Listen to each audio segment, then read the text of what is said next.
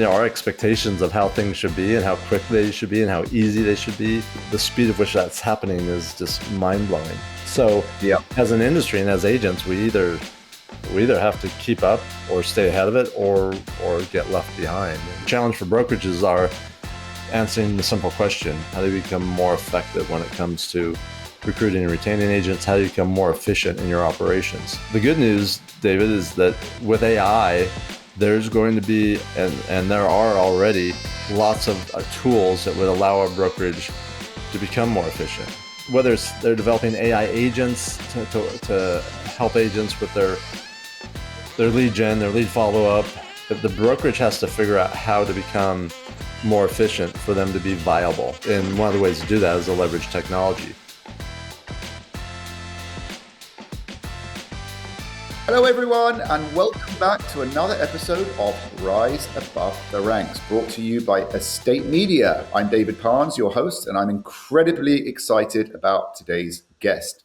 Joining me is Chris Heller, the former CEO of Keller Williams, and now the Chief Real Estate Officer at OJO Labs. Is that right, Chris? Ojo or OJO, should I pronounce it? It's Ojo, but we rebranded Movoto, and then 6 weeks ago we were bought by Lower Mortgage. So now I am the Chief Growth Officer for Lower Mortgage, and we own and operate Movoto.com, the property portal.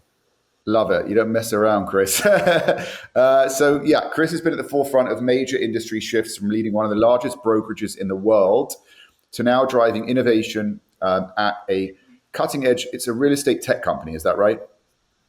Yeah, we're a real estate tech company that was acquired by a mortgage company, and now we've combined the two. Love it. Love it. Okay. In today's episodes, we'll learn a lot about that in the episode, but we're also going to be talking about where real estate is headed and what agents need to do to stay ahead. Anything from AI to automation and habits that define performing agents. This episode is going to be packed with insights. And if you're serious about staying relevant in a fast-paced market, you're not going to want to miss this one. Chris, welcome to the show. Thanks, David. I'm always excited to talk real estate. Me too, by the way. It's addictive, isn't it? It is, and for the last few years, it's been a very interesting topic. Lots going on, and a lot will be going on. Agreed. And speaking of which, you part of your resume, which is incredible, you've led at the highest levels of traditional real estate, and now you're really helping to shape its future through technology. What inspired your evolution from running Keller Williams to driving innovation at your new company, the mortgage and tech company? And what market signals or data convinced you that the industry needed this shift? So, look, I've always challenged the status quo. Like, I've never been satisfied with how things are. A lot of people in different industries are, they don't like change, or they like keeping things the same. I'm the opposite. I love change. I love challenges. I think everything, always looking for ways to improve. And if you're always looking for ways to improve and do things better, then you better like change, right? Because that means that you need to change. I've been involved with the technology side of it for really about the last 25 years. Had a technology company in the early, actually in 2000, and then when I got to Keller Williams in 2010, and my primary job when I first got there was the president in charge of the global expansion. I had to figure out how we're going to do things in other countries, around the world, and how we're going to have to leverage, and how could we leverage technology to create effective offerings for partners and on different continents. So that was, Keller Williams. That was the impetus for driving a lot of innovation and updating and what was primarily a very old legacy type technology stack. I even hesitate to call it a stack of technology. It was a lot of disparate pieces of technology that were stitched together, and so we completely, changed that to build a connected platform of data that we could then innovate from. as far as the industry itself goes, look at there's whether whether we like change or not, consumer behavior and consumer expectations driven by technology advancements continue to elevate, right?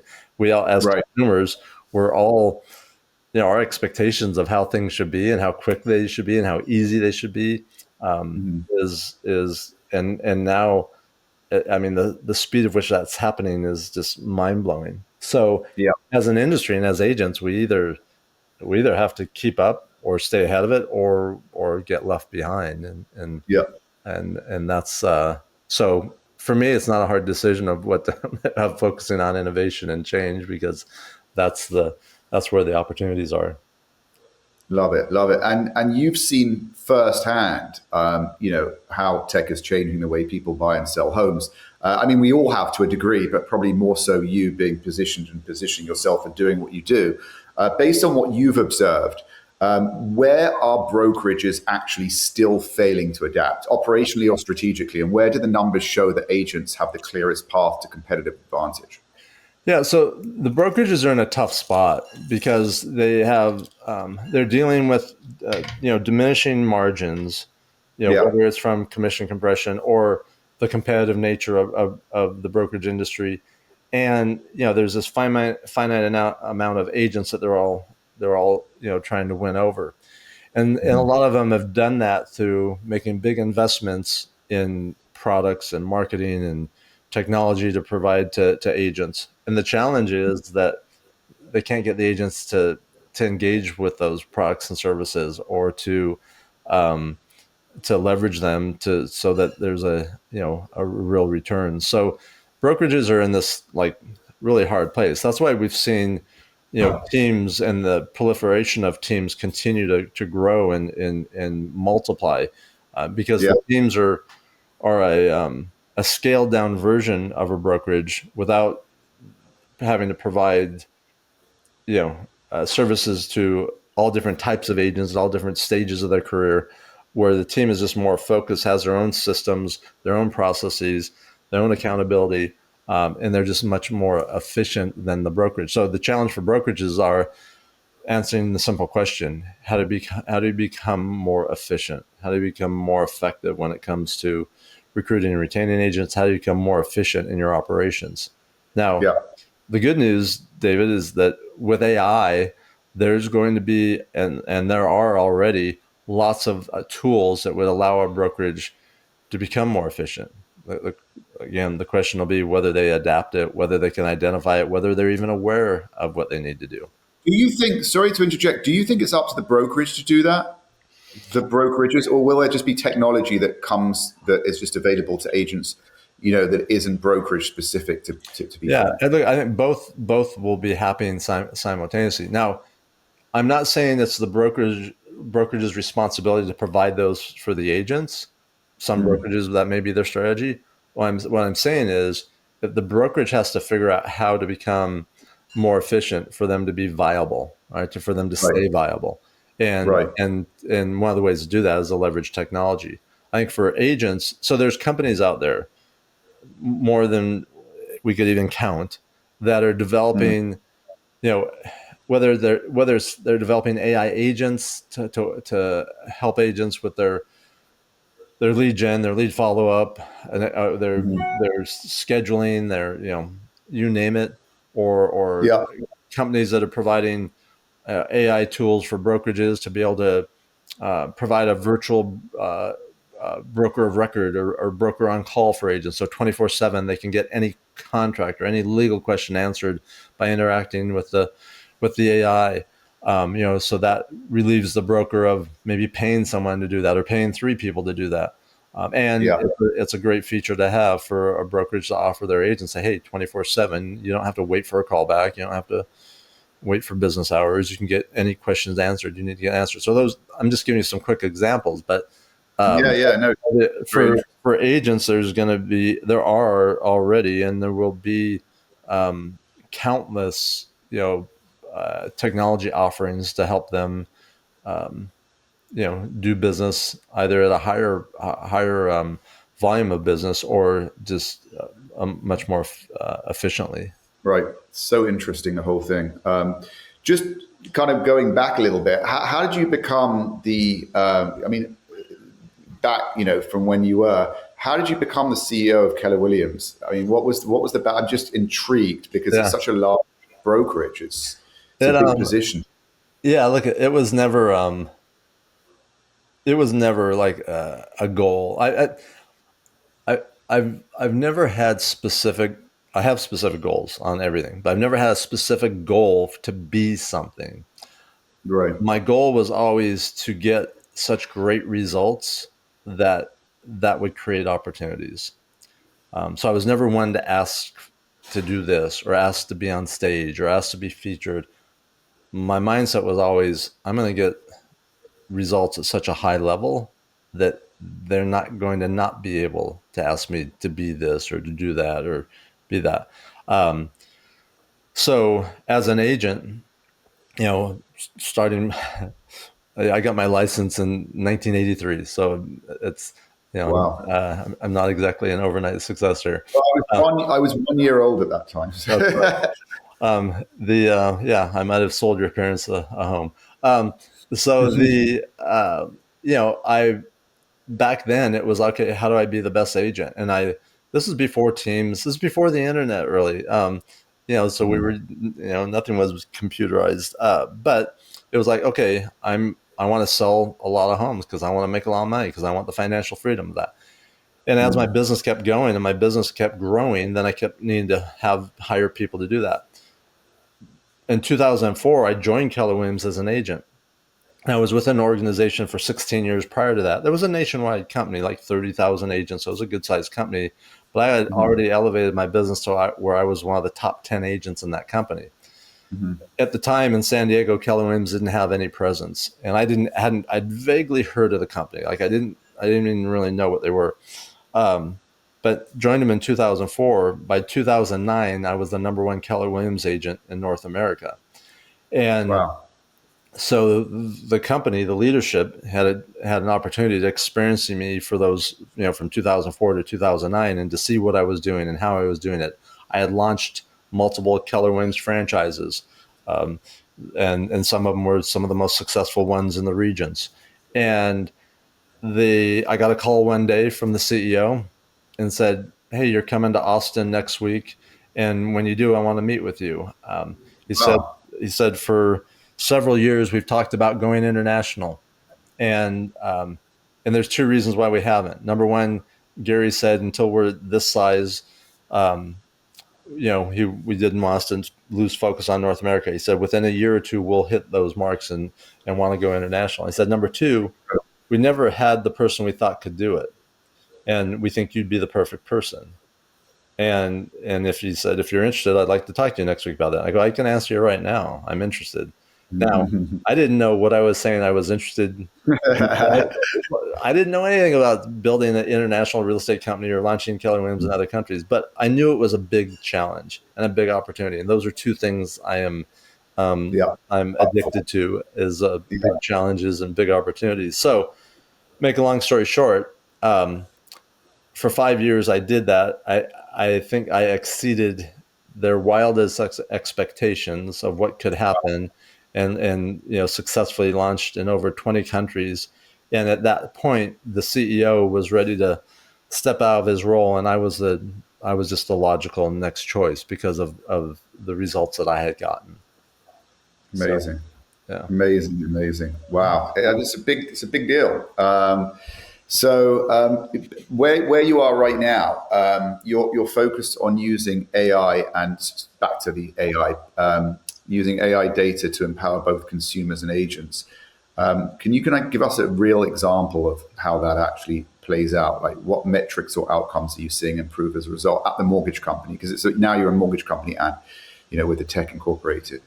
Yeah, so look, there's so many different examples. So we own and operate Movoto.com that I mentioned earlier, which is the fifth largest real estate portal, right? So Yeah. everyone knows the four big publicly owned ones, Zillow, Realtor, Homes, Redfin. We're the fifth Yeah. one. So Wow. we're the largest of the big ones. So, I'm sorry, we're the smallest of the big ones and the largest of Yeah. all the others.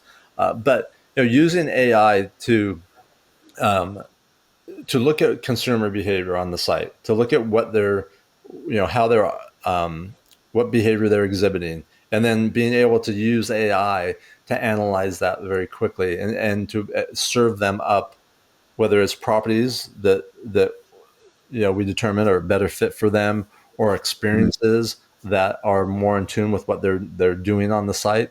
Those are Mm-hmm. those are some easy examples of how you use AI on a site. Um, we have a call center, and every time a consumer fills out a lead form, um, and we call them and find out how we can help them and see if it makes sense to connect them to a great real estate agent or team, or to a great loan officer. And the data that we use, the algorithms that we use, how we match them to the right person, all that utilizes machine learning and AI.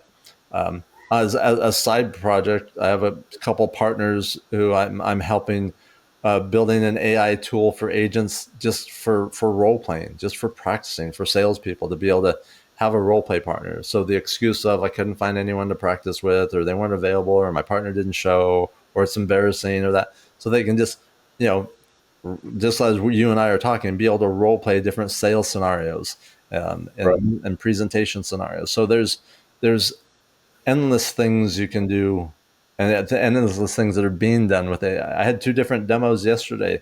I listened to uh, an AI agent making calls and interacting, and I interacted with it on a Zoom, just like this, and Mm. the dialogue and the conversation was. Now I knew it was AI because that's what the demo was for.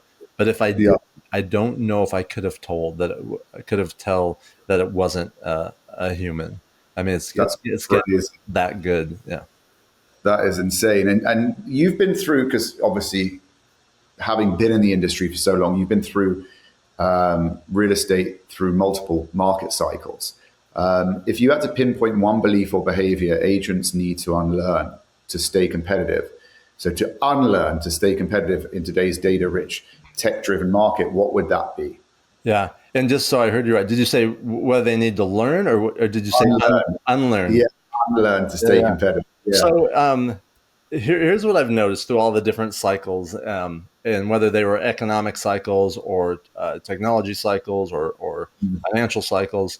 Um, the agents get accustomed to how things were, and they think that, then the market changes for some reason, and Yeah. they keep doing what they were doing before it changed. So what they have to unlearn is what they were doing before to be successful. If they don't unlearn that and keep doing it, they're going to wake up at some point, and if they haven't already, scratching their head saying, wait, why, what happened, why am I not getting results? um, Yeah. Yeah. so it's unlearning the things that worked in the last market that probably aren't going to work in this one, because, as to your point, things change, cycles happen. um, so it's just unlearning those and learning to have a short memory and forget about what was working, and say, okay, what do I need to be doing now?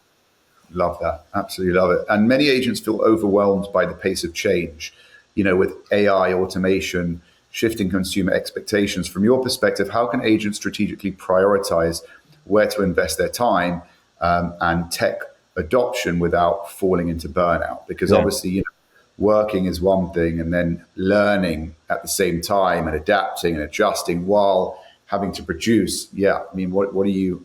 Yeah, it is. It can be overwhelming, and I have empathy for agents and that feel that.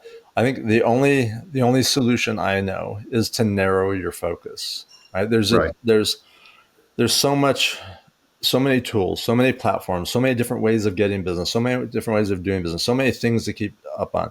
There's so much noise that if you Yeah. try to take it all in, I don't know how you don't get overwhelmed. So by narrowing your focus, by narrowing your activities, by narrowing and controlling your day, by having a schedule that says, hey, this is what I'm going to do from this time to this time. I'm going to win the morning every day. And then I'm going to have slots of time in the afternoon. And one of the slots of time might be where, like, I'm going to learn about new technologies that I could be leveraging, right? I may spend an hour a day or an hour and a half a day of doing that.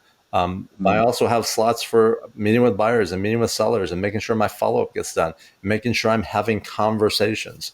Um, Here's what we know: the agents that are doing a lot of business and that always do a lot of business, their focus is really narrow. They don't have time to get overwhelmed with all the other stuff because they have so many buyers and sellers that they're working with. Yeah, yeah, it's great. And leadership has clearly played a big role in your career. Whether leading a national brokerage or tech company, what's your framework for leading through volatility and innovation? Any key performance indicators that you track to guide your teams? Yeah, great question. No softballs today. The Sorry, thought we no, might keep you on your toes here, Chris. yeah, no, I love it. I love it. Um, so I'm going to answer it two different ways. Um, One is I think it's always important to lead through example. Um, I can't ask anyone to do something I'm not willing to do or haven't done Right. or am not doing. I think that's just critical. And then also explaining the why. If there's lots of change going on and you don't explain to someone um, why things are changing or why you're changing what your organization is doing to adapt to the changes that are happening around you, um, Mm. you have to understand that change in most cases is very uncomfortable for people, and there's a lot of emotions that go with that, whether it's fear, whether it's concern, whether it's confusion. There's a lot of different things, thoughts, and emotions that people have. So Yeah, you have to be aware of those so you can address those and say, hey, look at, yes, there's going to be changes. We're changing the way we do this. We're changing the people that are doing that. Here's why we're doing that, and then this is where we're going, and this is how it's going to help us get there. And if you get there, move their focus from the changes to where you're going, to what the vision is, then people can get on board with that, and people want to be on board with that. People want to be led, and I'm yeah, not talking about blindly led, but they want someone to say, okay, here's what we're doing, and here's why, and here's where we're going. And you know, if all the other pieces are there, right? If you're authentic, if you have integrity, and they know, and they trust you because you always do the right thing, then that's not hard to change courses and have that ship change courses. If those things aren't there, then it's chaotic. well said. This is absolutely invaluable, what I'm hearing. So thank you for that, Chris. And I'm going to jump to our last question. Looking ahead, 5 to 10 years, what does a high performing agent look like? Will their success be more tied to data fluency, personal branding, tech integration, or something else entirely that the industry isn't measuring yet? It's like Back to the Future. Do you Yeah. know, it's so funny because when you watch Back to the Future and you see it, they went to the future, it was 2015. Did you see that one? I think it was 2015. That was 10 years ago, and that was their future. And they were like on Yeah. hoverboards and wearing this crazy stuff. So basically, this is recorded. So I can't wait to watch this back in Right. five Well, to 10 years time. This is not like 30, 40. This should be okay. So we'll what put is we'll your, put yeah we'll put it in a time capsule. And yeah, we'll open it then. Um, Gosh, on one hand, like 5 or 10 years from now, I can't. There's probably things like that we can't even imagine, and that we haven't even been exposed to. That being said, here's some things I could really, say. just 5 to 10 years, really, it would be Um, that. Is it because the progression, the more technology progresses, the more things progress exponentially? Is yeah, that what yeah. happens? It's a Moore's law. It's like the pace of which things happen keeps increasing. Right. Now, that being said, there's certain things that I don't think are going to change. So, and it's 5 years is a little clearer for me to see than 10 years, but who knows? But Yeah. for example, as technology advances, and Yeah. as consumers and practitioners, as we get more used to dealing with technology, whether it's AI, and in using AI agents to manage our business and to manage our lives and then manage relationships. Um, the one thing that's always been important that I think Mhm. actually could become even more important is the human Mhm. interaction. Um, Mhm. you know that Agree. that's something that as agents you have to and A lot of them aren't as good as that as they should be. But you have to get really good at that, because people will appreciate that, right? They'll appreciate that, especially as there's less of that. They start to Yeah. appreciate it even more. So that's one of the things that agents have to get really good at is building meaningful relationships. And I'm not talking about meeting someone at an open house, throwing them in your database, and then having them get drip campaigns for the next 4 or 5 years, right? That's not building a relationship. Mhm. Someone is building a relationship with that person that came in your open house, and they're the ones that are going to be there when that person has a need or has a question or needs a service. So the relationships are going to be key. And so knowing that, then it's like, all right, if I'm going to leverage technology, what can I leverage to help me build relationships? What can I leverage to help me deepen relationships with people? So that's one thing that instantly comes to mind when I think about the future. And the other is the tasks that we do. We'll be doing a lot less of the things that we're doing now. Well, And that basically is more like freeing us up for more FaceTime. Is that what you're saying? if we use it that way, absolutely, yeah. Yeah, because at the end of the day, we are, it is about relationships. That's what we do. It's about trust, relationships, integrity, people, market knowledge, freeing us up from the mundane stuff, right? Day to day, that's going to hold us back, and can, if used correctly, like you said, it's just going to free us up to establish more relationships and to, effectively become more productive and do more deals. Yeah, and that's a good thing, right? Like Great thing. if we think about the old days where the doctor made house calls and carried their little black medical bag. Um, they can only see a small number of patients, right? Yeah. And then they Yeah. started to leverage the idea of patients coming to them, and then having a team of people and able to see more patients, and you know, so leveraging things that evolve, things that grow, technology we use. If we leverage it the right way, then it's just something that helps us do more of what we want to be doing, or could be, or should be doing. Love it. Chris, that was absolutely brilliant. Really, really enjoyed your insight in everything. Hugely, hugely valuable. And thank you for being here. And that is a wrap for this episode of Rise Above the Ranks. Again, thank you so much, Chris, for joining. Big deal. There's lots to be learned from that discussion. And thank you for everyone for tuning in. Thank you for listening. If you enjoyed today's conversation, please be sure to like, subscribe, and follow Rise Above the Ranks on YouTube, Apple Podcasts, Spotify, or wherever you get podcasts. Leave us a comment with your biggest takeaway and let us know who you'd love to hear from next. See you next time.